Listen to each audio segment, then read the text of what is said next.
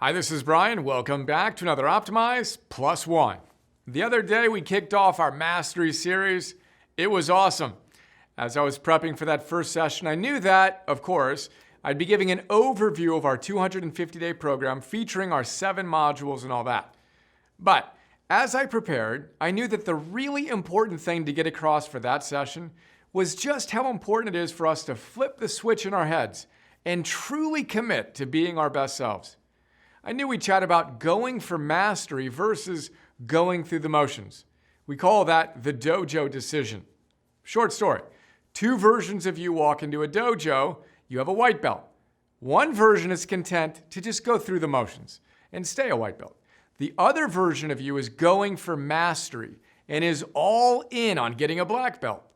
You tell me which one shows up with more intensity and gets more out of the experience. I always say either decision is fine, of course, but, well, you know what? This isn't a dojo.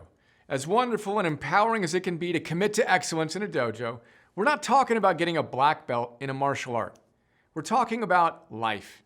And last time I checked, we only get one of these lives to live, so then I knew we'd do the eulogy exercise along with a quick trip to hell to help us make the decision to go all in, which led me to the word commitment, which led me to my dictionary to see if there's a cool etymology I could lean into.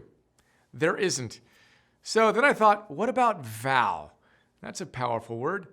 Wonder what that means etymologically. Then I flipped from C to V in my 1,000 plus page dictionary. I overshot it a bit and I landed on W. I looked at the top right of the page to see where I was, and the word up there was warrior. I kid you not. How perfect is that? Yes, I said to myself, warrior. That's precisely the spirit we need to have as we approach our lives. Then I knew we'd talk about librarians versus warriors, and that I'd reference Socrates and Gandhi, who also used the metaphor of a battlefield to represent the challenge inherent to closing the gap between who we're capable of being and who we're actually being. Socrates told us, I desire only to know the truth and to live as well as I can. And to the utmost of my power, I exhort all other men to do the same. I exhort you also to take part in the great combat, which is the combat of life, and greater than every other earthly conflict. Mahatma, Mr. Peace Guy Gandhi, carried around his sacred, beloved Bhagavad Gita everywhere he went. You know what that's about? War. A young warrior is counseled by his God on how to win an external battle, which is really a metaphorical representation of the battle raging within each of us. All the great teachers tell us that there's a battle raging within each of us. Our daimon versus our demon.